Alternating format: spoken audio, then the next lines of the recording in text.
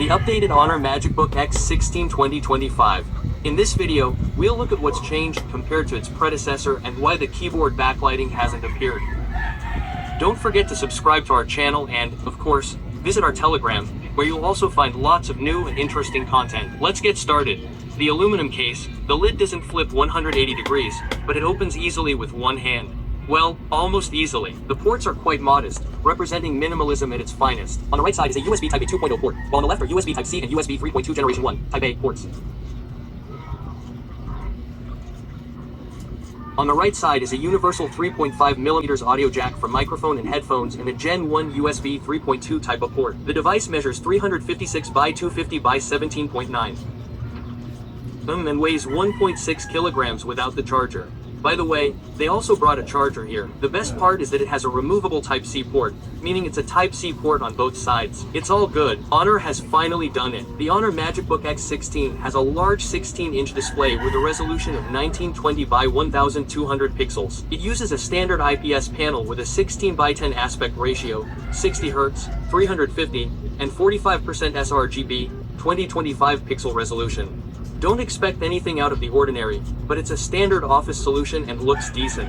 It's easy and pleasant to look at, but it's still seriously lacking in brightness. The surface is matte, but not washed out. There's no noticeable color inversion. There's still a slight vertical tint, but horizontal viewing angles are decent at 178 degrees.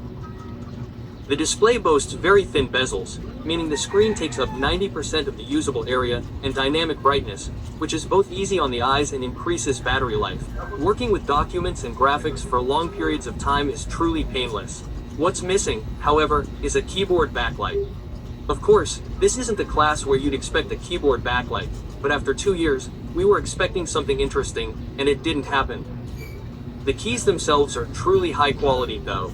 They're large and matte, with 1.5mm of travel, crisp feedback, and truly wear resistant. The numeric keypad is full size, but there's no separate enter key, as the arrow keys are also full size. And that key combination will take some getting used to. Yes, everything is in place. Synchronization and Honor's signature hotkeys are present. There's a software-based microphone mute and a software-based camera mute. The medium-sized touchpad is the same in the center as the one in the 14th diagonal, but due to its overall size, there are fewer potential false positives. It's made of plastic. Everything is very standard. 80% of the perimeter is clickable. There's no separation in the middle. And there's no vibration feedback, but the click is light and clear, with a pleasant click. This is a camera test. You can hear well, and you can see really well too. You can disable the microphone in software, and you can also disable the camera itself. It doesn't feel like there's just 1 megapixel here. Everything is smooth and good. You can even stream with this camera in a pinch. That's why there's more than 1 megapixel here. Perhaps the software has just been well polished. In short, the selfie camera is a success. Let's continue. The processor is an Intel Core i5H series, or 13420 to be more precise. This is an 8.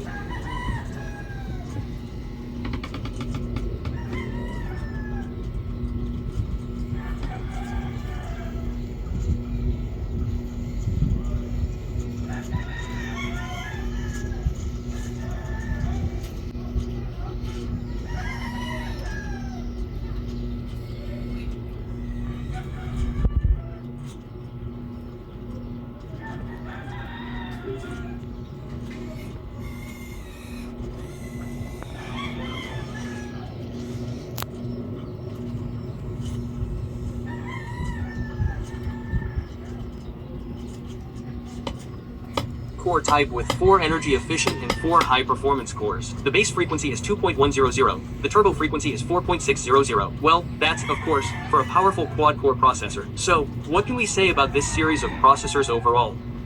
They've performed quite well, are reliable, and work very well with the cooling system, so there's nothing out of the ordinary here. And nothing unexpected. A 1TB SSD. The speed is 2.69. But the write speed is somehow higher. It just so happens that we had 2 absolutely identical devices for testing. The write and read tests on both were similar. The 16 gigabytes of DDR4 were soldered to the board, so an upgrade is not possible. Basically, everything is the same as its predecessor, and comparing it to the previous generation, well, what can we say? The quality remains the same. We haven't seen anything particularly new yet. except for the new hardware. Blender scored 89 points, Geek B1660 in the single-core test, and 3,952 on all cores. But the GPU benchmark only showed 5.591. These are the results we get in The Witcher. Yes, medium and below medium quality settings. Similar FPS results are obtained in Hitman 3. Honestly, the image is actually quite good.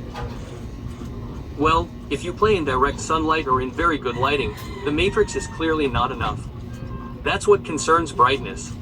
As for the frame rate, naturally, there's nothing out of the ordinary here. We have what we have. The integrated graphics showed quite decent results.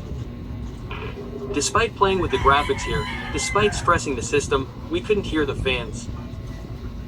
And the fans, by the way, are unique and special. The cooling is innovative, but in fact, simple and reliable, and most importantly, there is no throttling.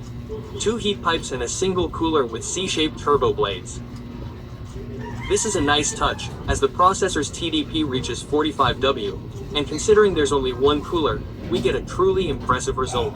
The 42 watt-hours battery charges via Type-C, supports fast charging, and is equipped with a 65W power supply. The power supply and cable are separate, so you can charge anywhere, with anything, and however you want. Even 35W here. Well, anything below 65W will recharge the device.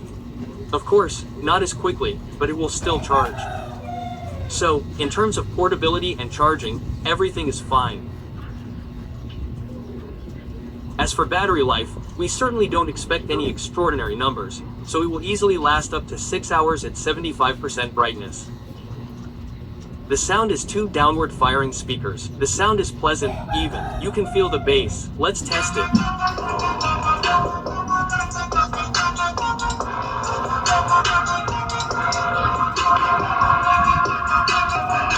When it's placed on a surface, you can really feel the volume. It's a nice, pleasant sound. Here you can watch movies, videos, and even listen to music.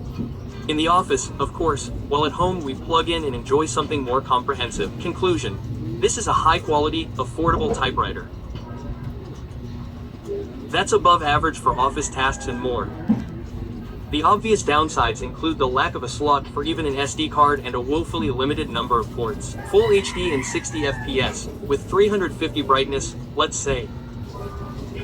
The downside is that nothing was added in the update, but we can't really fault it for that.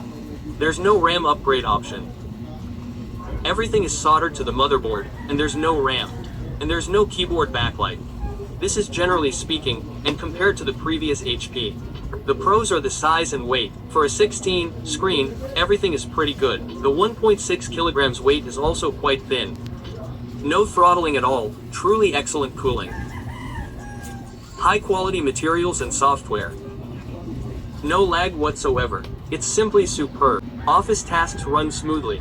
You can play around, edit, and even work with graphics. It features Honor's proprietary software and ecosystem support. Special thanks for the charger, which supports both Type-C and Type-C ports with a detachable unit. So, no need to carry around a ton of peripherals.